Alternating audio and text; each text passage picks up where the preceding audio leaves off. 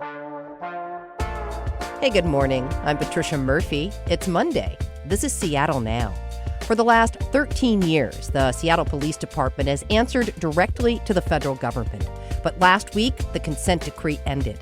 KUOW's Amy Radil is here with answers to why the decree happened, why it lasted so long, and what might be next for police accountability in Seattle. But first, let's get you caught up.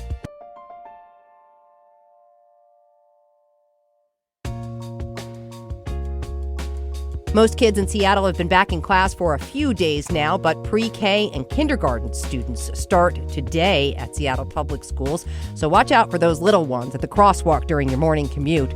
By the way, UW students have the latest start of all. They're not back in class until September 24th. The Trump administration is launching Medicaid spending probes into Washington and 5 other Democratic-led states.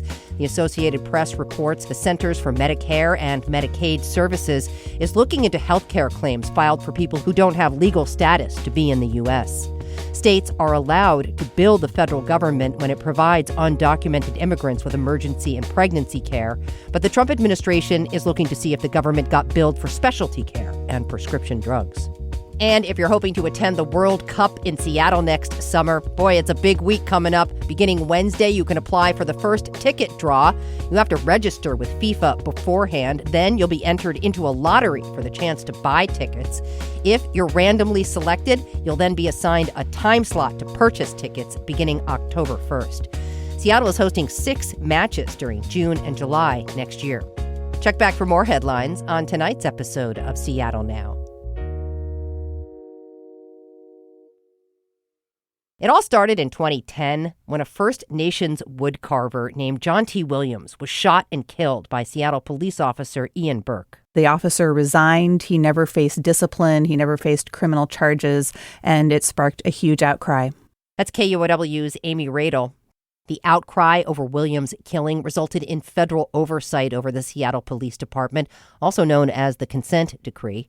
Amy's been covering this story for 13 years, as long as the consent decree's been in place. She's here with me now. Hey, Amy, thanks for coming in. Yeah, thank you. What changes were people calling for from SPD after John T. Williams was killed? They're words that are now very familiar across our whole country. I do think that we were a few years ahead of the whole national conversation. You know, people asked police to change how they approach their communities, how they approach people in crisis, especially. And then they wanted to see accountability when there is misuse of force and deadly force. They wanted to see scrutiny on how much force police were using.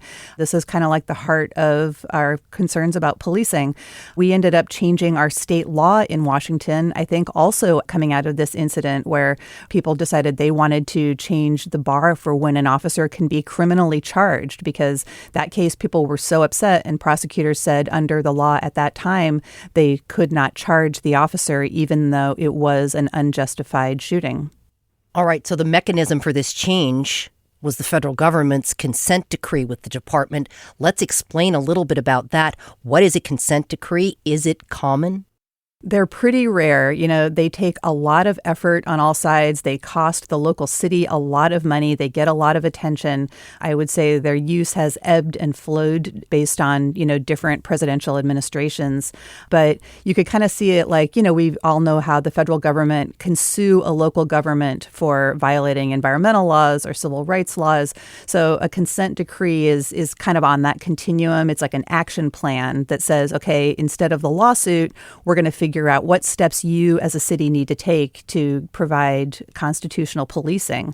And these kinds of decrees really got their start after the Rodney King beating by Los Angeles police officers in the 90s. Then Congress passed a law where they said the Justice Department can come in and look at whether they can see that there's a pattern of the police misusing force.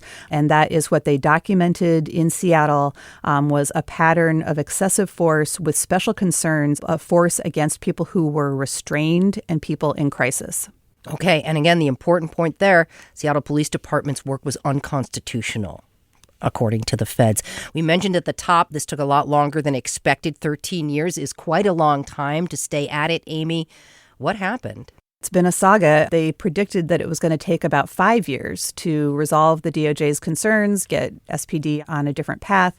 But this consent decree was under the supervision of a federal judge, James Robart, and he twice put the brakes on and said, we have a problem, when the city had been kind of saying, okay, we just need to sustain what we've done. We're on track. We're going to exit the consent decree. And then in 2019, Judge Robart said that the city officials had negotiated a contract with the police union that flew in the face of the goals of the consent decree. It was at odds with it. He ordered a new analysis of Seattle's accountability system. But the conclusion to that is that he has more recently kind of concluded that he doesn't have jurisdiction over labor negotiations. So he has kind of said, it's really up to city officials at this point to not bargain away accountability.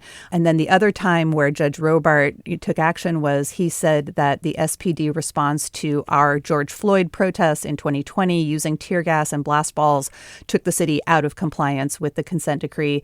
The city had to rewrite its crowd control policies, saying they will not use indiscriminate force against the whole crowd. They'll seek out the people who pose a risk, changes like that. So the judge has now signed off on those changes as well. Okay, what can we quantify that has changed at SPD since the consent decree? We're talking about things like bias policing, unnecessary use of force. What can we point to? SPD rewrote a lot of its policies and training. So that's kind of like the front end, like how can we prevent these encounters? How are we going to train officers in things like de-escalation and crisis intervention? And then they also put in a lot of energy around tracking the uses of force and tracking complaints against the department. And then we have now a new oversight structure. They call it the three-legged stool because there's three different entities. There is the Office of Police Accountability that investigates your complaints if you file one. There's the Inspector General that looks at kind of big systems things. And then there's the Community Police Commission, members of the community who serve on kind of a board to offer their own scrutiny and highlight community issues. Those are the ways that our structure of policing has really changed under the consent decree. Is there any evidence that the consent decree has been effective in decreasing police use of force? Yeah, I mean, there could be other contributing factors, but we do know they have quantified that there's been a significant use of force decrease in Seattle. In the first several years, it decreased by 60%, and then they went on to sustain that change. At the hearing that we just had to finalize everything, our new police chief, Sean Barnes, said that this year SPD has had 5,000 calls for service, and less than 1% have ended up involving a use of force by the officer. But the concern is a group called the Center for Policing Equity did a study 4 years ago, and this has been, I think everyone acknowledges this is an ongoing issue, that found significant racial disparities. So we have less force being used, but we still have significant disparities in who gets stopped and questioned by police and who experiences force. Black and Native American people in Seattle have much higher rates per capita than white residents. Judge Robart said he is concerned about this, but he believes that Chief Barnes is committed to addressing this issue. And Barnes said that he's committed to monitoring complaints of racial bias as well. Okay. What else did Judge James Robart say about why he ended the consent decree now? The big picture I heard him saying is the decree has done what it was intended to do, and he said the biggest thanks goes to the men and women of SPD. He said some officers have resisted this effort, but many were an inspiration. They really have, tried to create new approaches. They really ran with it. And he also really had warm words for the outside police chiefs that we've had in Seattle during this decree. A lot of them. Yeah. So Kathleen O'Toole several years ago, and then more recently, the interim chief, Sue Rahr, and now our new chief, Sean Barnes. Judge Robart said that these chiefs seem to value community outreach in ways that other chiefs have not. Okay, well, without federal oversight, Amy, where does the responsibility for holding the Seattle Police Department accountable fall?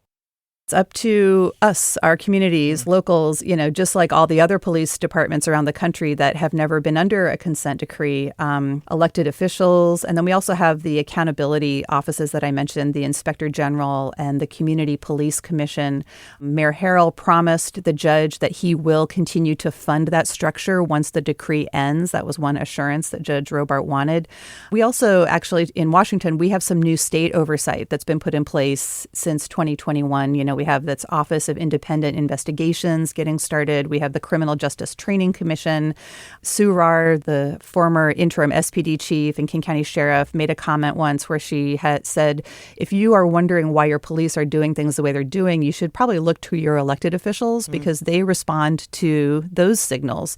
So I think that's something that citizens can keep in mind when they have, concerns about policing. 2012 was such a different time when this consent decree went into effect. We were under a very different federal government than the one we have right now. President Trump has been pretty vocal about cracking down on cities, and police reform has not been a big part of that conversation. How are you thinking about the consent decree ending in our current context? I think there's kind of two different issues. One is it time for Seattle's consent decree to end, regardless of who's president right now? I think people on all sides of the spectrum say yes, even though many of them will emphasize that this isn't to say that SPD is perfect, and even internally people would say that they want to keep thinking critically. In terms of the broader conversation, I would not expect the Trump administration to intervene in this kind of way if John T. Williams' case happened here now. Groups like the Seattle Police Officers Guild are the ones who have the ear of the Trump administration. Their president, Mike Solon, is also the head of a national organization called KUOW that he said is talking about reforming the consent decree process. I looked at that group's website because I wasn't familiar with them, and I didn't see anything specific on that issue. I did see that they endorsed Kash Patel as the FBI director, so they are clearly supportive of some of the things that the Trump administration is doing. And the website featured a lot of photos of Seattle police officers in uniform. So I thought that was interesting. So clearly the Guild's views are going to be active at the national level. There were people along the way who are critical of the consent decree. What is the reaction to ending it now? The big critic is the Seattle Police Officers Guild. They've always opposed it. Dozens of their members even filed a lawsuit to fight it years ago. So when it ended, they said that, they emphatically welcomed the judge saying the time has come to end it. They said there was nothing redeeming about it. It was incredibly costly and burdensome and did not help public safety. So that was their view. But, not to say that only people who defend police didn't like it, because Lisa Dugard, one of the people who advocated for the consent decree, a few years ago, she made the comment that she was kind of disillusioned by it. She felt like it was actually kind of constraining what local politicians were able to do who really wanted to fix policing and make what she thought were positive changes. So there's many perspectives on it, and it's had many critics. Yeah. Well, just like there were people who were critical of it, there were people who were supportive of the ending of this consent decree. Amy, what did they say?